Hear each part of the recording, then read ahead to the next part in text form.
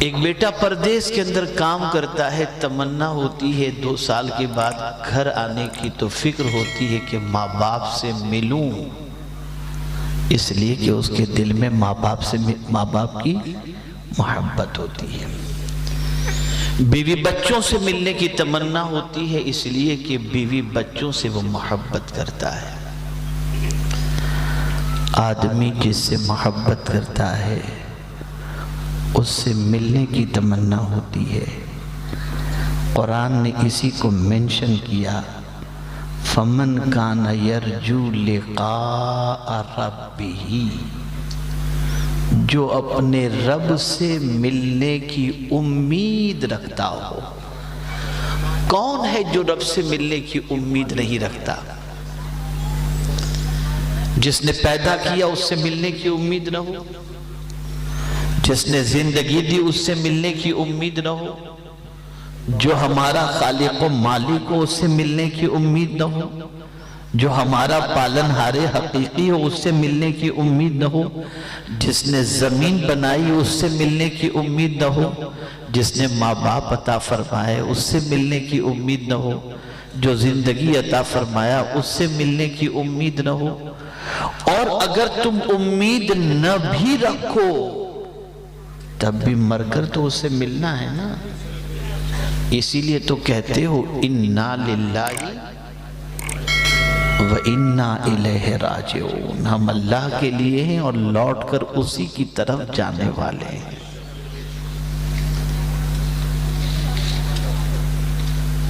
یہاں اللہ والوں کو اللہ کا دیدار ان کی شان کے مطابق، ان کی صلاحیتوں کے مطابق اور مقام کے مطابق نصیب ہوتا ہے۔ ہر کسی کو دنیا میں اللہ کا دیدار نصیب نہیں ہوتا۔ میرے پیارے آقا صلی اللہ تعالی علیہ وسلم کے پیارے دیوانوں، ہر کوئی اللہ رب العزت جل جلالہ کو دنیا میں نہیں دیکھ سکتا، لیکن مرنے کے بعد تو اس کی بارگاہ میں حاضر ہونا ہے نا۔ اس کی بارگاہ میں ہر ایک پل کا حساب و کتاب اور جواب دینا ہے نا۔ تو اب قرآن نے کہا فَمَنْ كَانَ يَرْجُو لِقَاءَ رَبِّهِ، جو اپنے رب سے ملنے کی امید رکھتا ہو اسے کیا کرنا ہے؟ فَلْيَعْمَلْ عَمَلًا صَالِحًا، اسے چاہیے کہ وہ نیک عمل کرے۔ دنیا میں کوئی پرماننٹ رہنے کے لیے نہیں آیا ہے۔ کوئی 30 سال میں چلا جاتا ہے، کوئی 70 سال میں، کوئی 80 سال میں، کوئی 90 سال میں، جانا برحق ہے۔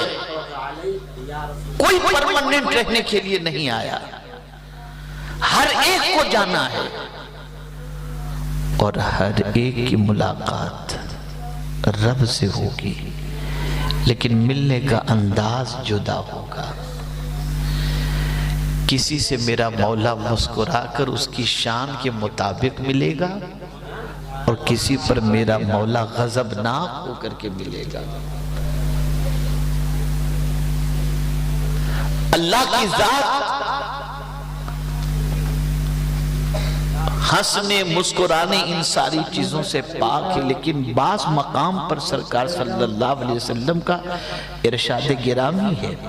جیسے کہ میں آپ کو بتاؤں، قیامت کے دن ایک بندے سے کہا جائے گا اقرا کتابک، اپنا اعمال نامہ پڑھ۔ بندہ اپنا اعمال نامہ پڑھے گا تو اس کے سامنے سب سے پہلے اس کے چھوٹے گناہ رکھے جائیں گے کہ پڑھ۔ اب جیسے ہی وہ پڑھنا شروع کرے گا تو گھبراہٹ شروع ہو جائے گی، یا اللہ یہ تو سارے چھوٹے چھوٹے گناہ ہیں۔ مولا فرمائے گا یہ تو نے کیا ہے نا، وہی ہے نا جو کیا تھا، وہی ہے نا۔ اس کے پاس سوائے اقرار کرنے کی اور کوئی چیز نہیں ہوگی۔ اندر سے ڈر رہا ہوگا، کانپ رہا ہوگا کہ یہ تو چھوٹے چھوٹے گناہ ہیں، اب جب بڑے گناہ پیش کیے جائیں گے تو میرا کیا حال ہوگا۔